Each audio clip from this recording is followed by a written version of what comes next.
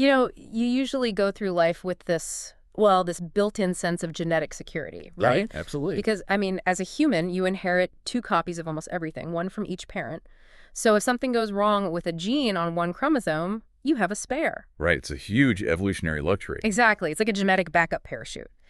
But today, we're taking a deep dive into a world where that backup parachute it simply does not exist. Which is terrifying, if you think about It it. really is. We're looking at the invisible engine of genetic change, basically, mutations in bacteria.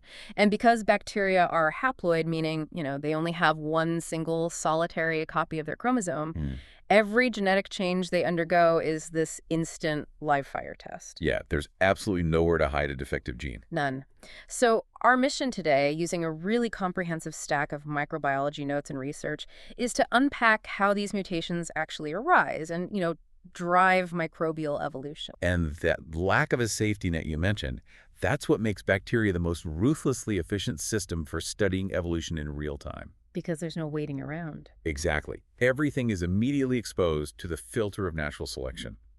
If a mutation, say, confers a metabolic advantage, that lineage thrives right then and there. And if it breaks something? If it compromises a vital protein, that lineage is just instantly purged. But before we get into how these changes drive massive global phenomena like antibiotic resistance, we actually have to deal with a surprisingly fierce debate within modern microbiology. Oh, right. The debate over what actually constitutes a change in the first place. Yes. Because I always operated under the assumption that a mutation was simply, a change in the DNA sequence, like a typo in the genetic code. Most people do. But if you read through the literature, the boundaries of that definition are they're heavily contested. How so? Like a typo is a typo, right? Well, the definition has been shifting for over a century. Back in the early 1900s, geneticists were basically just looking at breeding experiments. So a mutation was functionally defined as any sudden heritable shift in an organism's phenotype. Just how they looked or behaved. Right. But then, when we finally mapped the chemical structure of DNA, the definition contracted. It became strictly chemical, a heritable change in the nucleotide sequence. Which makes sense.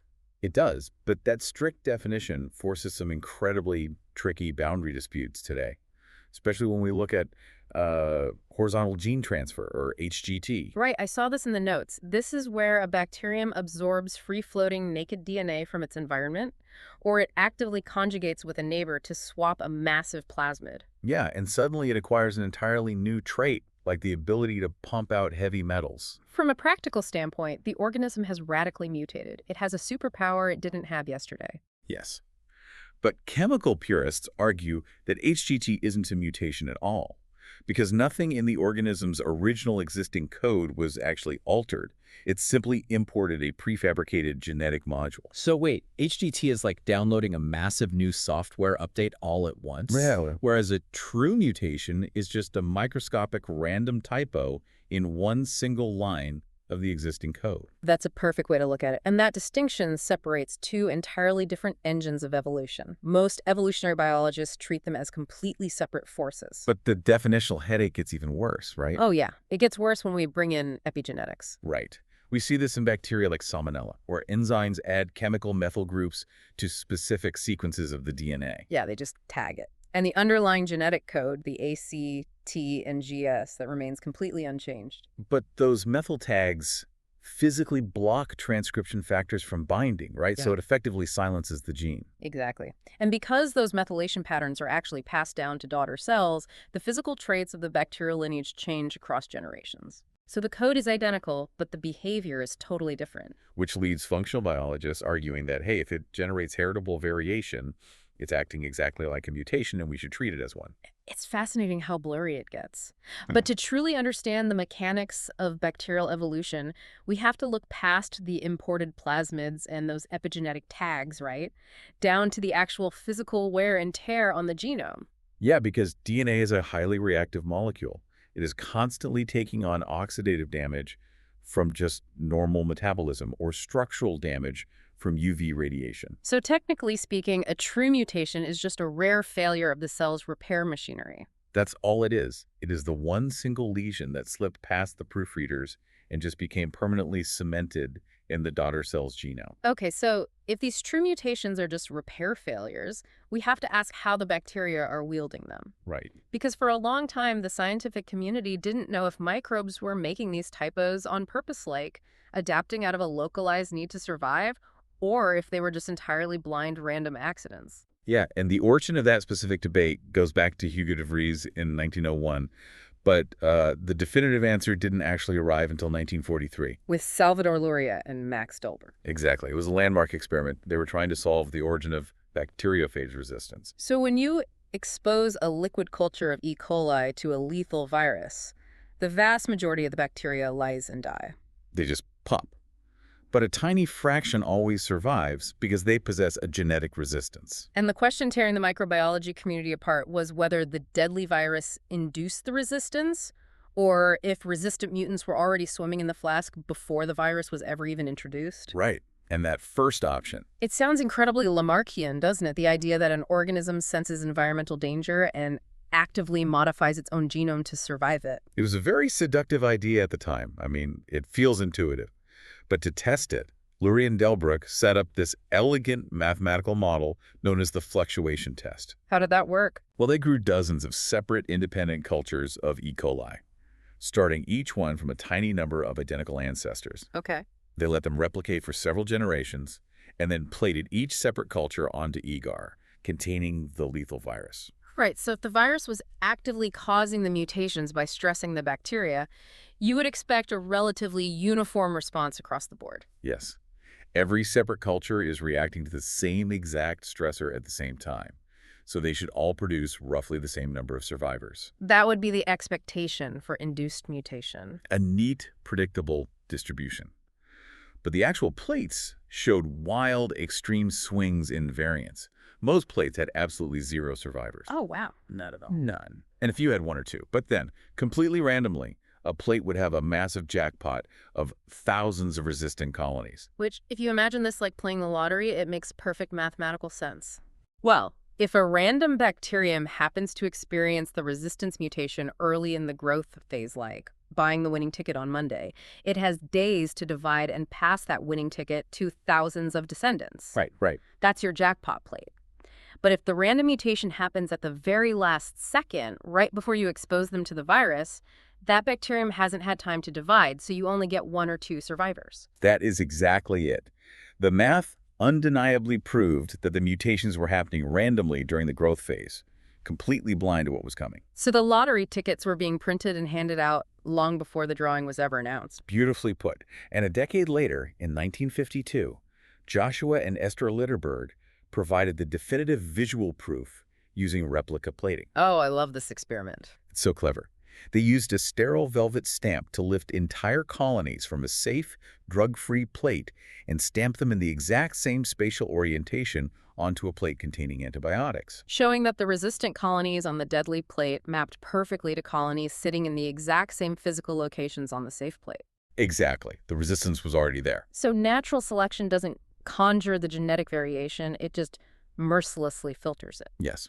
So, having settled that the variations are random, we have to zoom in on the actual printing press generating these lottery packs. Actual machinery inside the cell. Yeah, because the sheer biochemical scale of replication inside a dividing bacterium is staggering.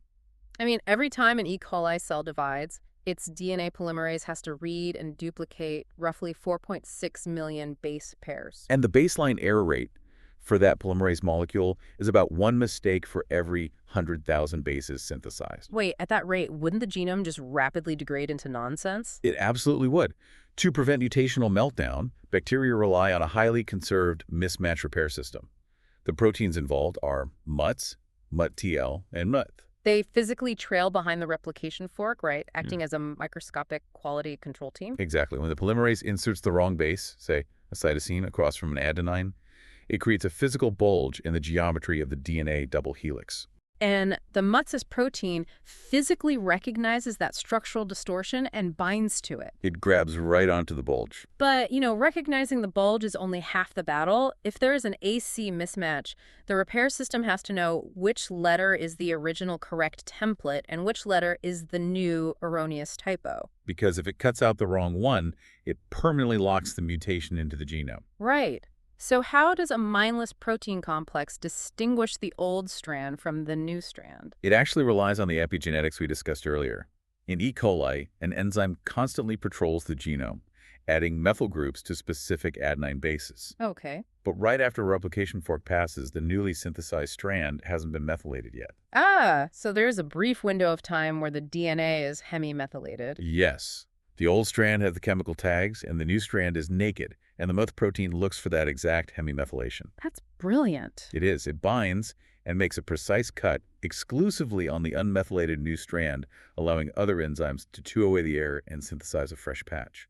And this mismatch repair system is so astonishingly efficient that the final uncorrected error rate drops to about 1 in 10 billion base pairs per replication. Which brings us to a fascinating biological constant known as Drake's rule, formulated by geneticist John Drake. Right, because bacterial genomes are relatively compact, that 1 in 10 billion error rate perfectly mathematically balances out to a remarkably consistent number. Yeah, roughly 0.003 mutational events per genome per replication. And this rate is remarkably consistent across highly diverse microbes, isn't it? It is. It is the optimal evolutionary sweet spot. It's low enough to prevent the organism from falling apart, but just high enough to ensure there's always a tiny trickle of random variation for natural selection to act upon. But polymerase errors aren't the only source of variation. The sources detail spontaneous chemical degradation, too. Like cytosine randomly losing in a mapping group and turning into uracil, which pairs differently. Right, or external mutagens like UV light. That physically cross-links adjacent thymine bases, creating a kink that the polymerase can't read through. And we also have mobile genetic elements like transposons or jumping genes. Oh, jumping genes. Yeah, these are autonomous sequences of DNA that encode the enzymes necessary to just cut themselves out of one location and paste themselves into another. And if a transposon randomly splices itself into the middle of a vital metabolic gene, it completely inactivates it. Yep, it ruins the gene. And all of this happens constantly in the background. But there's a specific physiological state where the bacteria intentionally seize control of this process. Where they deliberately sabotage their own genomic stability, the SOS response. The SOS response is one of the most brilliant and desperate survival mechanisms in biology. How so? Well, your standard high-fidelity DNA polymerase is kind of a biochemical diva. If it encounters a heavily damaged section of DNA, say a massive UV lesion or a chemical crosslink, it physically stalls. It just cannot synthesize past the damage. And if the replication fork stalls indefinitely, the bacterial cell will die. Exactly. So when the cell senses catastrophic DNA damage, it triggers the SOS network. It essentially turns off the high-fidelity polymerase and synthesizes specialized low-fidelity polymerases. Like Pol4 and Pol-V in E. coli. Right. These low-fidelity enzymes are capable of translesion synthesis. They have looser active sites, meaning they can forcefully plow right through the damaged, unreadable sections of DNA. But the trade-off is that they have zero proofreading ability. None. Because they are reading a damaged template, they just aggressively insert random nucleotides to keep the chain going. You know, it's like a factory manager throwing out the entire quality control manual during a massive supply chain crisis. That's exactly what it is. You know you are going to produce a huge volume of defective, mutated products, but if the assembly line stops moving, the company goes bankrupt immediately. You trade accuracy for a desperate, blind chance at survival. They are actively elevating their mutation supply. And to see what happens when you let that relentless, error-prone assembly line run over evolutionary timescales, we have to look at Richard Lenski's long-term evolution experiment, the LTE. Right. Starting in 1988, Lenski's team took 12 identical populations of E. coli and just let them grow in flasks, transferring a fraction of them to fresh broth every single day and freezing samples every 500 generations. Decades later, they have passed 75,000 generations. Which is wild! For context-free listening, 75,000 generations of human evolution would take us back over 1 million years. It's a massive timescale. And for a long time, the evolution was pretty predictable. The bacteria just got slightly larger and faster at metabolizing glucose. But around generation 31,500, which is about 15 years in real time, right? Yeah, about 15 years. A massive metabolic leap occurred in just one of the 12 flasks. A population suddenly evolved the ability to import and metabolize citrate in the presence of oxygen. And E. coli, famously, cannot eat citrate aerobically. It is a fundamental diagnostic marker used in hospitals to differentiate E. coli from other pathogens. So this wasn't just a minor adaptation. This was a complete rewriting of their ecological niche. The brilliant part of the LTE is the frozen fossil record. Because Lenski's team had frozen the ancestors, they could thaw them out and literally replay the tape of evolution. Did it happen again? Well, they found that if they thawed the original Generation 1 ancestor, it never evolved the citrate trait, no matter how many times they ran the experiment. Oh, wow. It could only re-evolve if they restarted the experiment using populations frozen shortly before generation 31,500. Exactly. Which proved that the citrate superpower wasn't the result of one single lucky jackpot mutation. It relied on earlier, invisible changes that the sources refer to as potentiating mutations. This perfectly demonstrates the concept of historical contingency in evolution, doesn't it? It really does. Those earlier mutations didn't give the bacteria any obvious metabolic advantage on their own, but they subtly altered the genetic architecture, perhaps changing how certain promoters folded or altering regulatory networks. Setting the biochemical stage so that one final subsequent mutation could unlock the citrate pathway. Yes. Evolution isn't just a random walk. It builds dynamically upon its own history. It shatters the misconception that a single mutation instantly creates a radically new species. I always thought of it like that, but it's more like blindly collecting useless, disconnected puzzle pieces for 15 years. Right, until one final piece suddenly links them all together and the entire picture makes sense. But we don't just see these mutational dynamics in tightly controlled laboratory flasks. We see them playing out at a much more chaotic and deadly pace in clinical settings. Unfortunately, yes.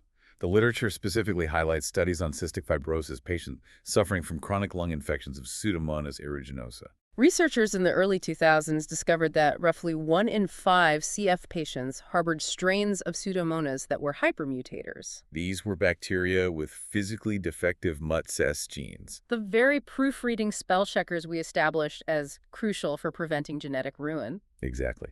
Without functional mismatch repair, their baseline mutation rate was 100 to 1,000 times higher than normal.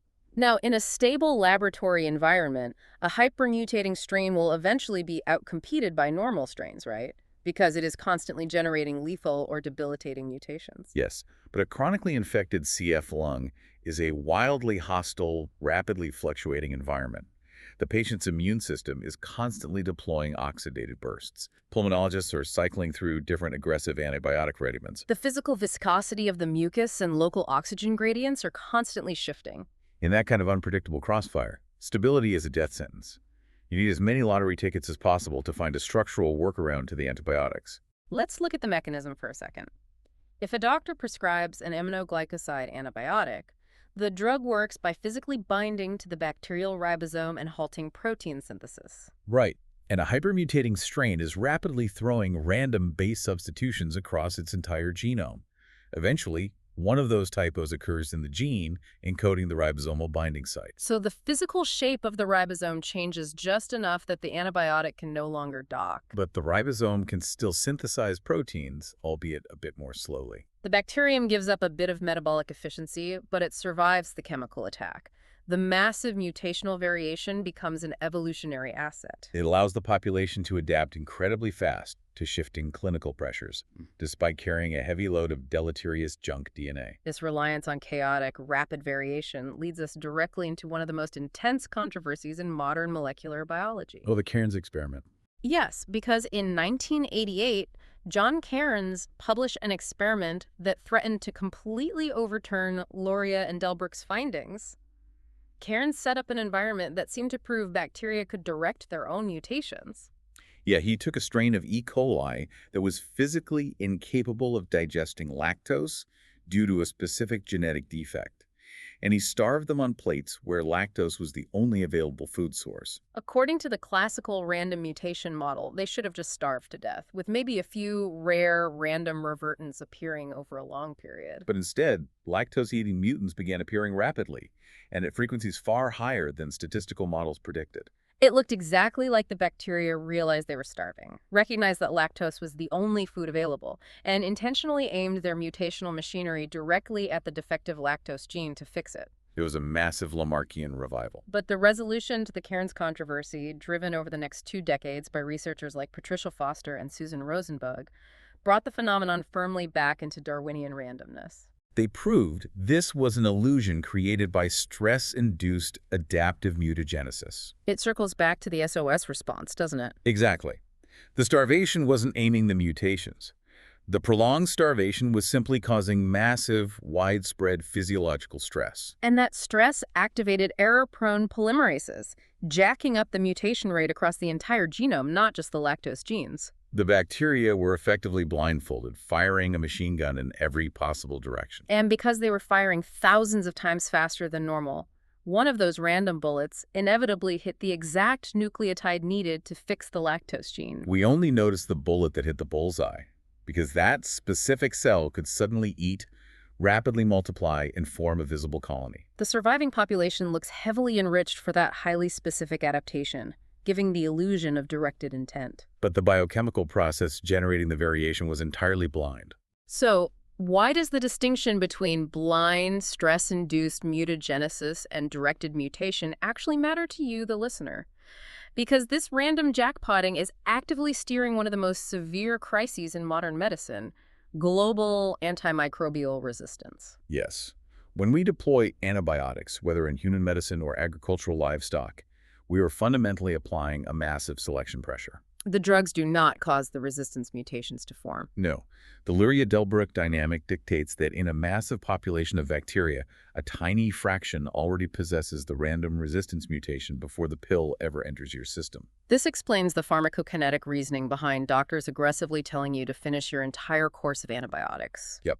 When you start the medication, you quickly kill off the massive population of susceptible bacteria. You start to feel better. But if you stop taking the drug prematurely, the concentration of the antibiotic in your tissues drops below the minimum inhibitory concentration. And you've just artificially cleared out all the competition for the jackpot winners. The partially resistant mutants, which would normally be suppressed by a full, sustained dose of the drug, now have a completely empty ecological niche and ample nutrients. They rapidly divide and take over, and you relapse with an infection that no longer responds to first-line therapies.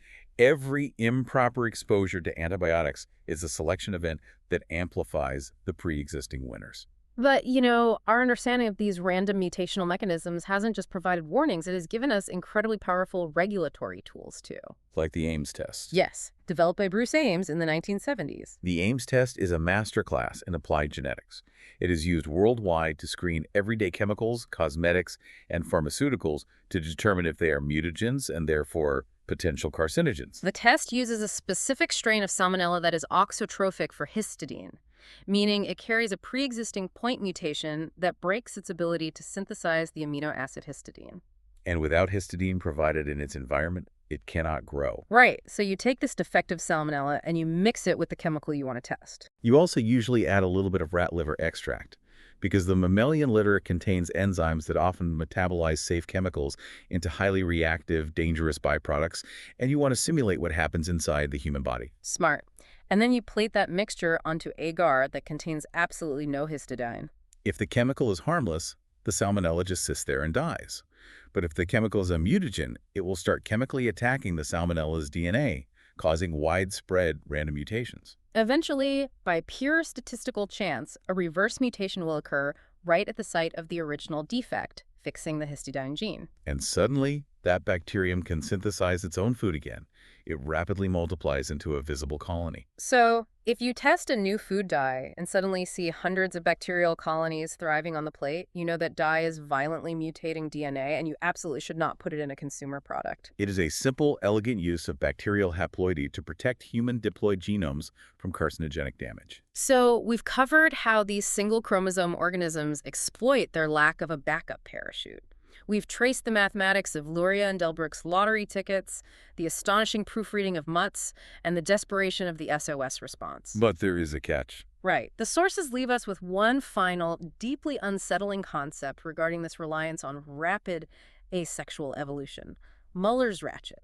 Muller's ratchet is the dark consequence of cloning yourself. Because humans reproduce sexually, we engage in genetic recombination. We shuffle our diploid genomes every generation, which allows populations to effectively purge harmful mutations. But bacteria undergo binary fission. They simply replicate their single chromosome and divide. There is no large-scale sexual recombination to clear out the junk. So if a lineage enters a hypermutating state to survive a crisis, like the Pseudomonas in the CF lung, it adapts rapidly. But it is also inevitably accumulating dozens of slightly deleterious mutations in background genes. It's exactly the problem. And in small population bottlenecks, genetic drift takes over. If the most fit bacteria randomly die off, the remaining population is stuck with a slightly more mutated, less efficient genome. And a ratchet only clicks one way. They cannot sexually recombine to get the pristine genes back. Right. But wait, if they are hypermutating, couldn't they just randomly mutate the broken gene back to its original sequence, like in the Ames test? The statistical probability of a forward mutation destroying a gene is vastly higher than the specific, precise reverse mutation required to perfectly repair it. Ah, I see. Over evolutionary timescales, without recombination, the mutational load gets heavier and heavier. The proteins fold less efficiently. The metabolic pathways sputter. This leads to a theoretical state called mutational meltdown, where the accumulation of genetic errors becomes so severe that the population simply collapses into extinction. The very mechanism that provides them with their incredible shape-shifting adaptability is also a one-way ticket to potential genetic doom. It brings us right back to the beginning. Without a genetic backup parachute, every division is a high-stakes gamble. For you listening, keep asking questions about the microscopic world around you. The mechanisms driving it are completely invisible, but their relentless, blind progression is quite literally steering the future of biology.